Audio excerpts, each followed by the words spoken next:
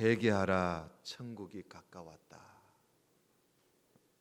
바로 예수님이 가까이 오셨다 하는 말씀이지요. 예수님께서 오심으로 하나님의 나라, 천국이 우리에게 임한 것이지요. 그래서 세례 요한이 예수님 앞서 예수님의 선구자 역할을 하는 거예요. 예수님 앞서 세례 요한이 유대 광야에 나타나서 전한 말입니다. 회개하라, 천국이 가까웠다. 이것을 두고 이미 이 세례 요한의 행보는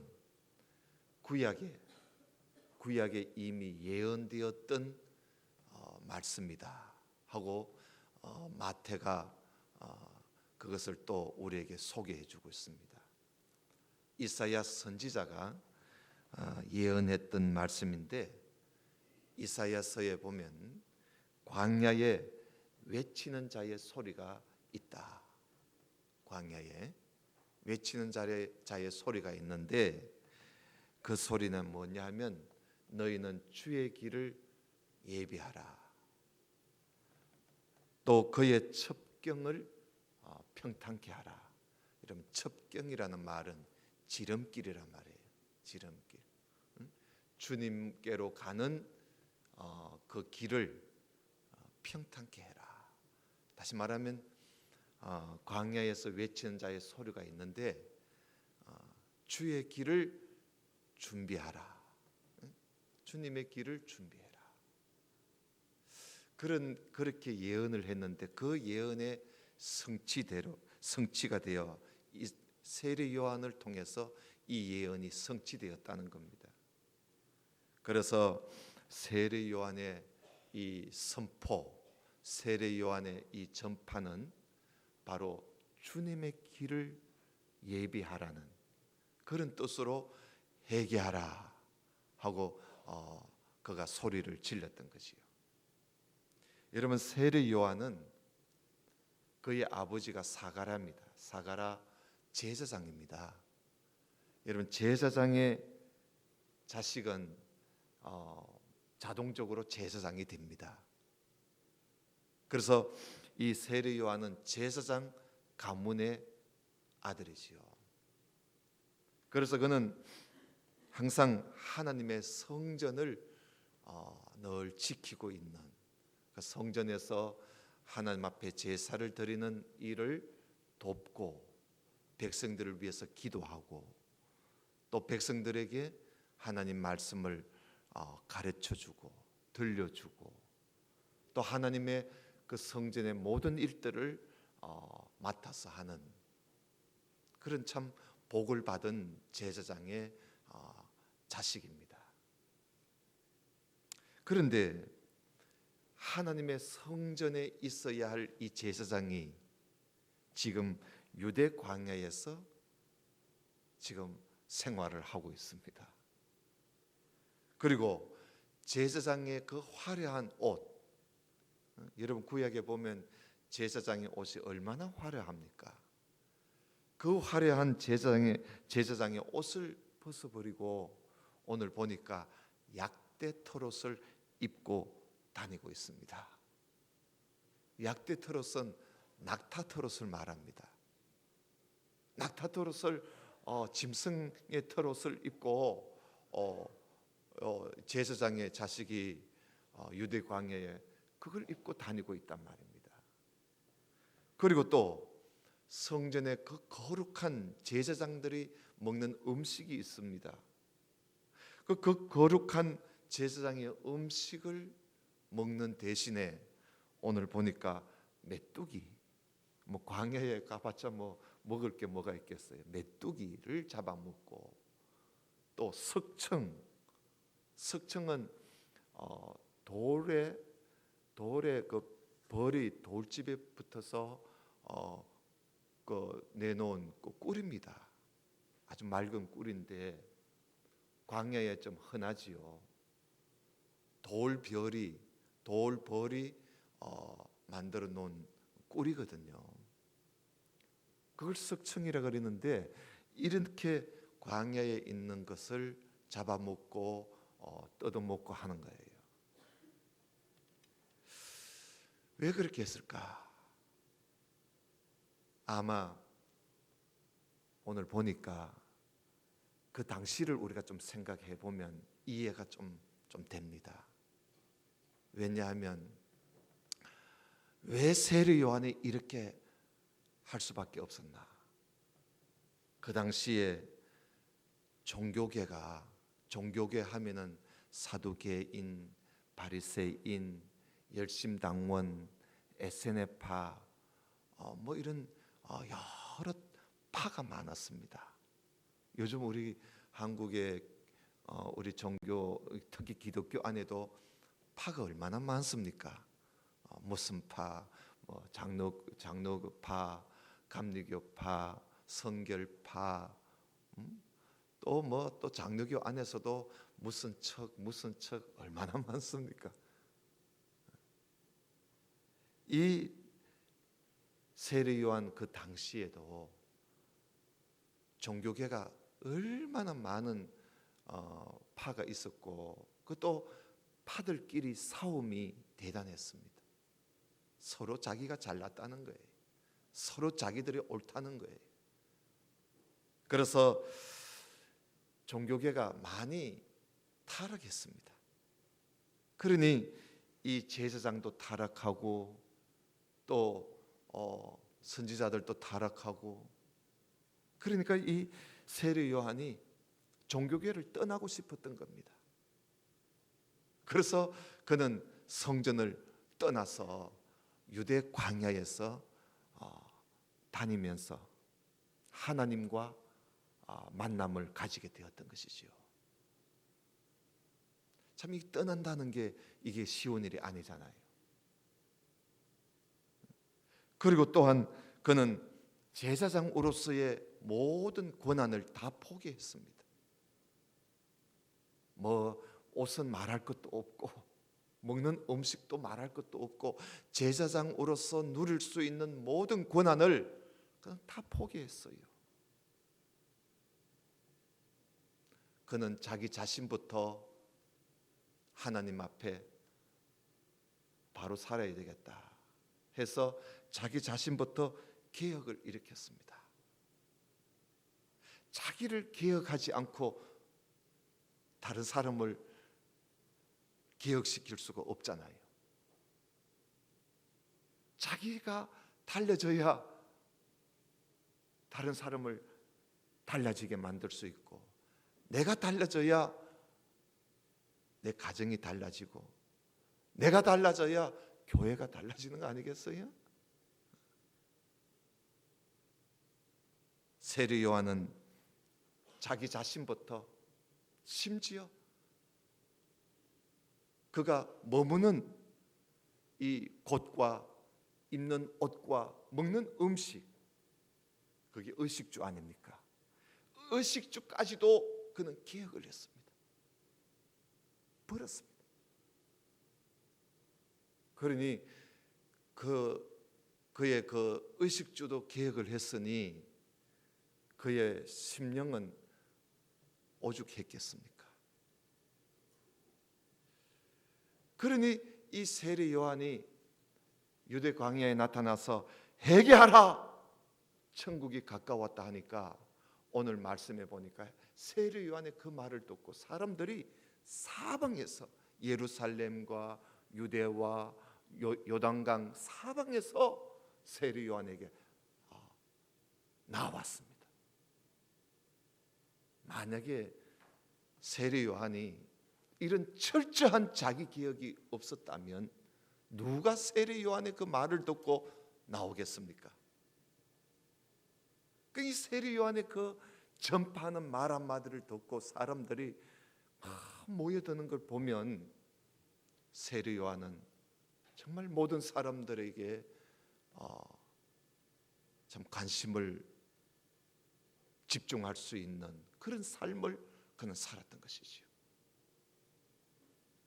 그래서 그는 사람들에게 하나님께 나아가는 길,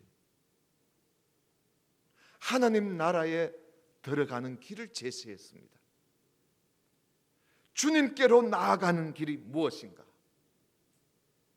어떻게 하는 것이 주님께로 나아가는 지름길인가? 첩경인가? 그는 그걸 제시했습니다. 그 길은 오직 회개하는 길밖에 없다는 거예요. 회개하는 길밖에 없다.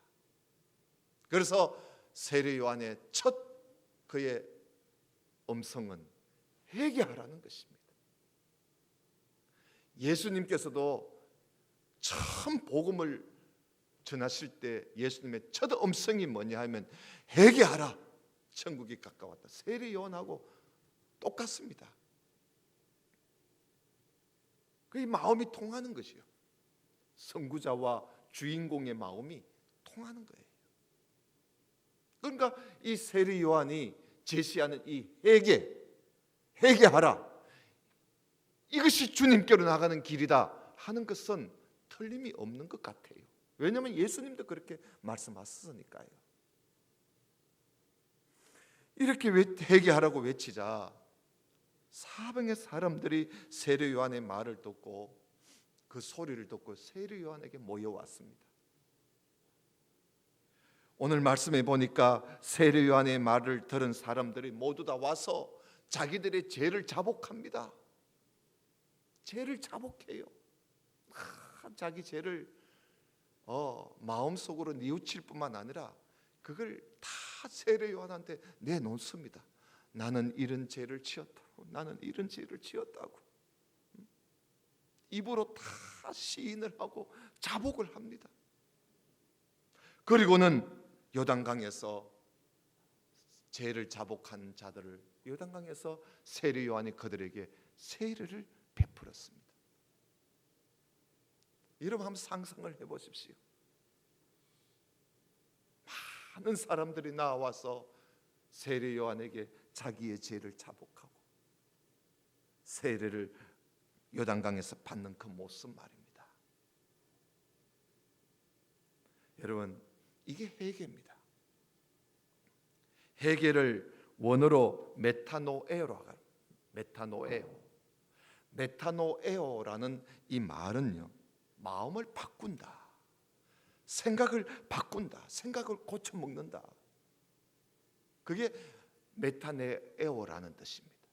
회개라는 뜻입니다. 생각을 바꾸는 거예요. 마음을 고쳐먹는 거예요. 그게 회개입니다. 그저 뉘우치는 게 아니고 아예 내 생각을 바꿔버립니다. 우리 한자어로는 뉘우칠 해 고칠 개로 되어 있습니다. 그러니까 뉘우치고 고치는 걸 말하는 것입니다. 회개는 뉘우치고 고치는 걸 말하는 거예요. 이 회개는 죄를 뉘우칠 뿐만 아니라 아예 고치는 거예요. 바꾸는 거예요. 그게 회개입니다. 그러므로 회개에는 결과가 있는 겁니다. 회개에는 결과가 있는 거예요. 회개에는 회개한 그 증거, 회개의 열매가 반드시 있는 것입니다. 열매가 없는 회개, 회심이 없는 회개, 그건 여러분 있을 수가 없는 거예요.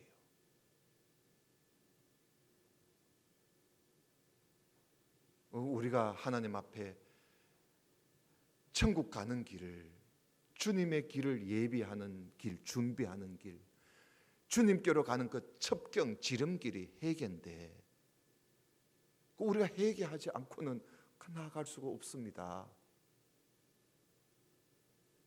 그러면 우리는 과연 회개하며 사는데, 그러잖아요. 늘 회개하고 살잖아요. 우리가 과연 우리는 회개의 증거가 있나? 회개에는 결과물이 있어야 합니다.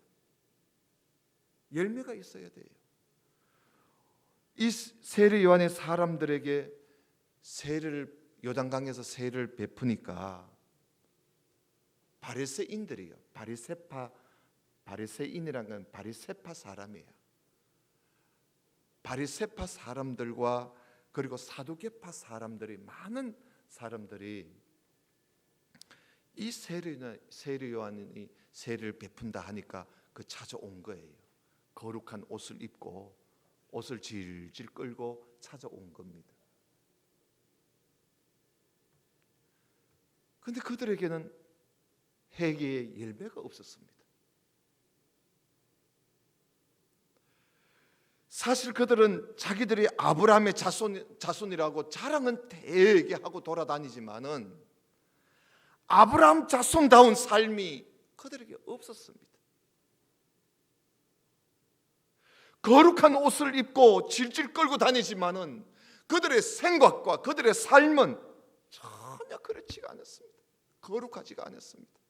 그저 모이면 상대를 죽일 생각만 하고 있고, 그저 모이면 남을 욕하고 남의 흠을 어떻게든지 잡아서 짓밟아 버리려고 하는 이런 생각으로 가득 차 있었습니다. 겉으로 볼 때는 겉으로 볼 때는 너무나 거룩해 보입니다. 그러나 건들기만 하면 이 바리새파 사람들, 사두개파 사람들은 건들기만 하면 감당을 못합니다. 가만 놔두면 천사 같은데 건들면 악마가 되어버립니다. 이런 바리새인들, 이런 사두개파 사람들은 얼마나 간사하고 얼마나 간교한지, 가장 모든 게 속임수예요. 속이는 거예요. 겉과 속이 달랐습니다. 이런 사람들이 세례 요한에게 다가오니까 세례 요한이 그들을 보고 소리를 쳤습니다. 독사의 자식들아, 누가 너희를 가르쳐 임박한 진노를 피하라고 하더냐 하면서 아주 무섭게 질책을 해버렸습니다. 왜 하필 독사의 자식일까요? 멍멍이 자식이라 하든지 왜 독사의 자식이라 했을까요? 여러분, 독사는요, 건들지 않으면요 독사처럼 보이지 않아요. 건들지 않으면요 그렇게 순할 수가 없어요. 그러나 막대기로 한번 머리나 몸을 톡 건드려 보세요. 하고는 머리를 치켜들고요 세목골을 해가지고 덤벼들 태세를 합니다. 이 바리새파 사람들, 사두개파 사람들의 모습이 그런 거야. 세례 요한은 그들을 보고 회개에 합당한 열매를 맺으라고 했습니다. 회개에는 합당한 좋은 열매가 있어야 된다는 것이요. 그런데 이들은 그게 없다는 거예요. 하나님께 나와서 죄를 자복하고 회개했으면 내 마음과 내 생각과 내 삶이 달라져야 돼요. 달라져야 돼요. 우리가 언제까지 회개만 하렵니까? 그날 사실 회개가 아니에요. 우리가 어제까지 하나님 앞에 부족한 게 있고 잘못한 게 있어서 오늘 회개했다면 회개한 그 이후에는 뭔가 달라져야 돼요. 아니, 교회 와서 뭐 눈물 흘리가며 자복하고 회개한들 돌아서면 또 그런 짓 하고 또 그런 짓 하고, 그럼 하나님을 놀리는 것도 아니고 그렇지 않습니까?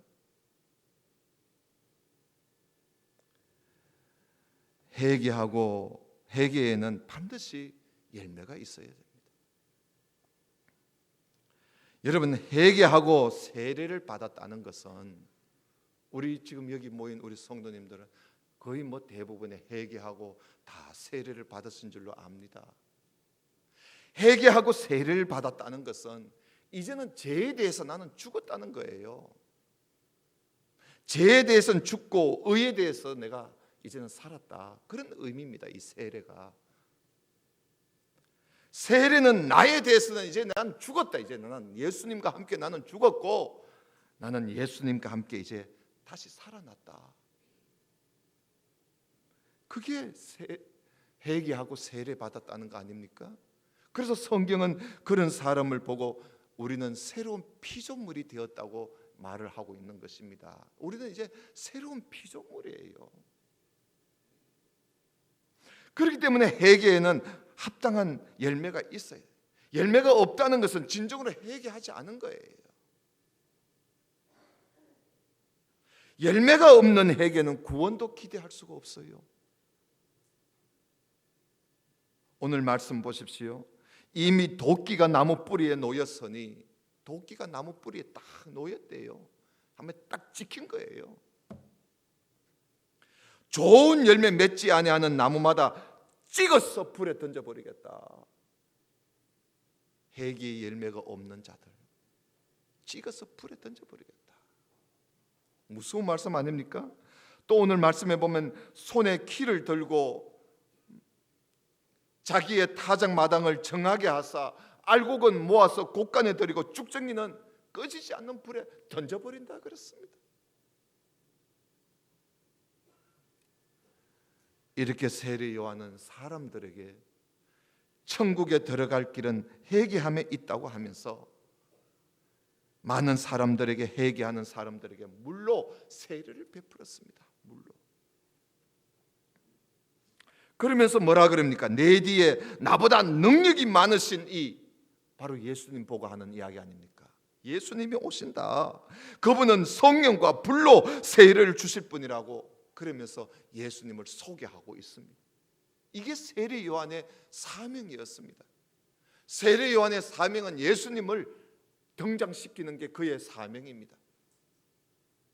그래서 드디어 예수님이 등장합니다.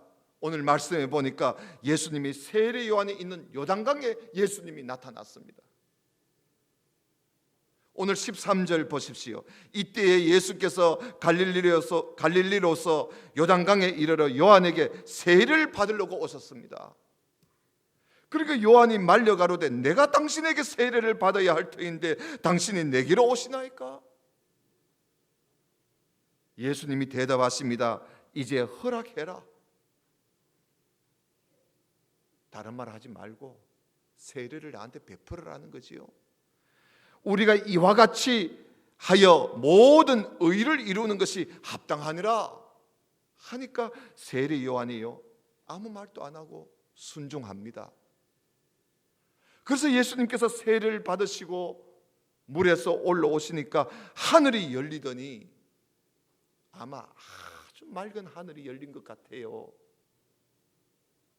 하나님의 성령이 비둘기가 내려오는 것 같이 성령이 예수님 위에 임했습니다.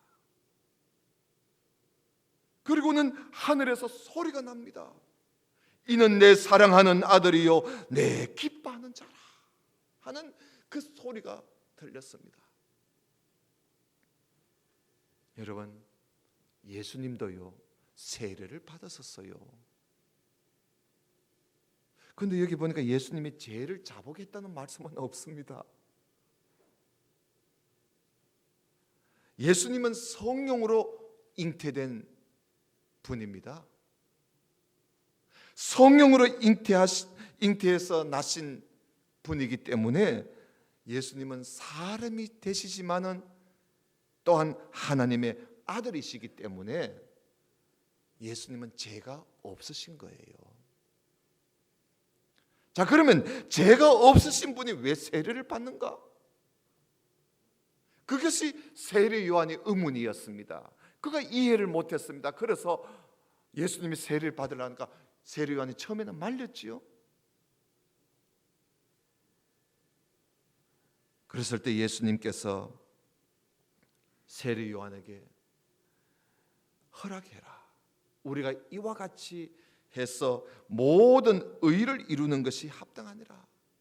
내가 세례 받는 것이 이것이 옳은 일이라고 모든 의를 이루는 일이라고 예수님께서 말씀을 했을 때, 이것은 예수님께서 세례를 받으심으로써 또한 하나님께서 자기에게 맡겨주신 일들을 행하시는 의를 이루는 일임을 세례 요한에게 말씀을 하신 것이지요. 의를 이룬다, 이것이 옳은 일이다 라고 했을 때 이 세례 요한은요, 아무 말도 하지 않고 예 하고 순종해서 세례를 베푸는 것을 볼 수가 있습니다. 여러분, 우리는 여기서 세례 요한의 참 순종의 모습을 우리가 또한 배울 수가 있어요. 우리 주님께서 의로운 일이다, 이건 옳은 일이라고 했을 때 세례 요한은 자기의 뜻을 다 내려놓습니다. 주님이 옳은 일이라고 하는데 더 이상 할 말이 없잖아요. 그래서 그는 그대로 순종해요. 하나님 앞에 의로운 일일 때는요, 여러분, 우리가 오늘 이 말씀을 보고 잠시 세례 요한의 자세를 좀 생각해야 돼요. 하나님 앞에 옳은 일, 하나님 앞에서 이게 의로운 일일 때는요, 자기 생각이 좀 안 맞아도, 이해가 좀 안 돼도 고집 피우지 말고요, 서로 함께 해서 의를 이루는 게 중요한 겁니다. 하나님 앞에 의로운 일이라면 두말할 것 없잖아요. 그 토달 것 없단 말이에요. 하나님 앞에 의로운 일이라면 내 생각 내려놔야 돼요. 고집 피우지 말고 그 의를 이루는 것이, 그게 합당한 겁니다. 이렇게 해서 예수님께서 세례를 받았었어요. 만약에 세례 요한이 말이죠, 이해를 못해가지고 안 됩니다, 못합니다, 도망가 버렸다면 어떻게 되겠어요? 이렇게 해서 하나님의 의로운 일이 시작되는 거예요. 그래서 예수님께서 세례를 받으시자 요단강에서 세례를 받고 물에서 올라오시는데, 여기에 성부, 성자, 성령이 함께 역사했어요. 성자는 누굽니까? 예수님 아닙니까? 예수님은 세례를 받고 물에서 올라오시고, 성령은 비둘기같이 예수님께 임하고, 성부 하나님은 하늘에서 소리가 나서 이는 내 사랑하는 아들이요 내 기뻐하는 자라. 그러니까 성부, 성자, 성령이 함께하는 일입니다. 여러분, 이게 얼마나 이게 참 놀라운 사건입니까? 이게 세례 요한이 순종함으로 일어난 일이에요. 이런 하나님의 의로운 일이 세례 요한의 순종에서 일어난 것입니다. 예수님께서 이렇게 세례를 받으시자 하늘에서 이는 내 사랑하는 아들이요 내 기뻐하는 자라.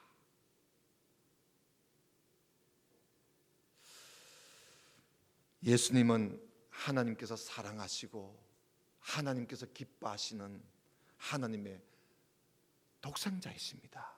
외아들, 독생자이세요. 예수님의 제자로 있었던 사도 요한이 예수님을 이렇게 소개를 했습니다. 요한복음에 보면 말씀이 육신이 되어 우리 가운데 거하심에 우리가 그 영광을 보니 아버지의 독생자의 영광이요 은혜와 진리가 거기에 충만하더라. 사도 요한이 예수님을 보고 소개한 겁니다. 그리고 또 그가 하는 말이 하나님이 세상을 이처럼 사랑하사 독생자를 주셨으니 이는 저를 믿는 자마다 멸망치 않고 영생을 얻게 하려 하심이라. 하나님이 그 아들을 세상에 보내신 것은 세상을 심판하려 하심이 아니라 저로 말미암아 세상이 구원을 받게 하려 하심이라고 사도 요한이 예수님을 그렇게 소개했습니다. 예수님은 왜 세례를 받았었나? 우리를 구원하시기 위해서. 죄가 없으시지만 죄 있는 모양으로, 죄 있는 사람의 모양으로 이 땅에 오셨기에, 사람이 되어 오셨기에 우리를 죄에서 구원하시기 위해서, 그 일을 위해서 예수님은 세례를 받으신 것입니다. 사랑하시는 성도 여러분, 주님의 길을 예비하고 있습니까? 천국으로 가는 첩경 지름길을 평탄케 하고 있습니까? 하나님께 나아가는 이 지름길을 뭐 그렇게 온갖 걸 많이 갖다 놨는지 장애물이 너무 많아요. 혹시 그렇게 살고 있지는 않습니까? 주님께로 나아가는 길에 장애물을 좀 두지 맙시다. 왜 그렇게 가는 길을 울퉁불퉁하고 좀 길을 쫙 한번 닦아 봅시다. 예수님께서 오심으로 천국은 이미 시작되었습니다. 이미 왔습니다. 천국에 들어가는 길은 예수님을 믿고 회개하여 하고 세례를 받는 데 있습니다. 예수 그리스도의 이름으로 회개하고 세례를 받은 사람은 이제는 예수님과 함께 죽은 자지 내가 살아있는 게 아닙니다. 죄에 대해서 이제 우리는 죽은 자입니다. 이제 우리는 하나님께 대하여 살아난 사람들입니다. 그래서 사도 바울은 로마서 6장 11절에 이런 말씀을 했습니다. 너희 자신을 죄에 대하여는 죽은 자로 그리스도 예수 안에서 하나님을 대하여는 산 자로 여길지어다.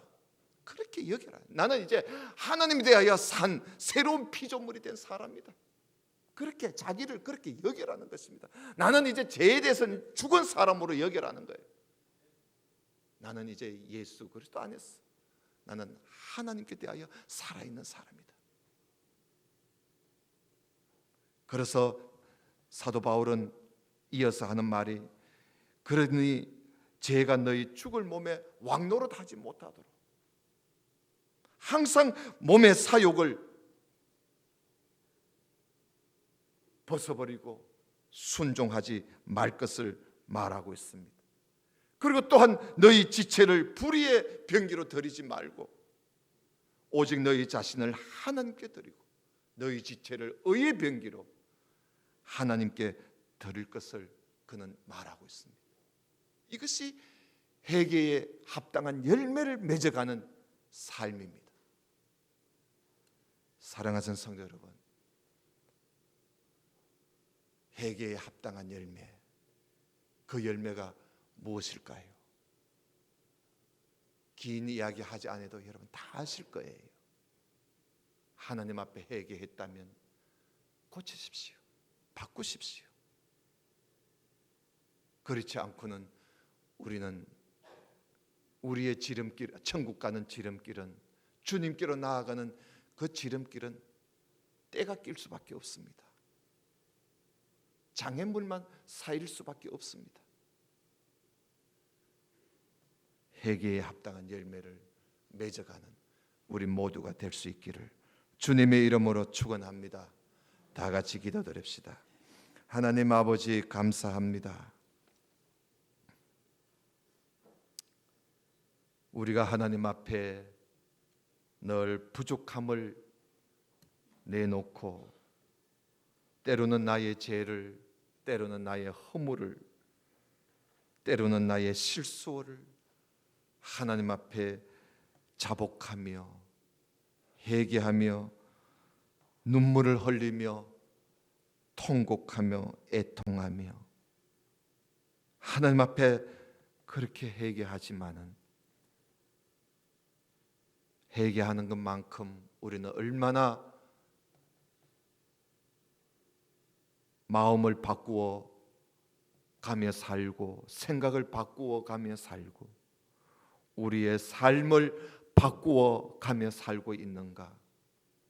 얼마나 회개에 합당한 열매를 맺어가며 살아가고 있는가? 우리 자신을 한번 돌아다 볼 수 있는 시간을 허락해 주심을 감사합니다. 주님 앞에 나아가는 길, 이 길을 계속적으로 준비하며 평탄케 하며 살아가는 우리 모든 성도들이 되게 해 주옵소서. 예수님 이름으로 기도드리옵나이다. 아멘.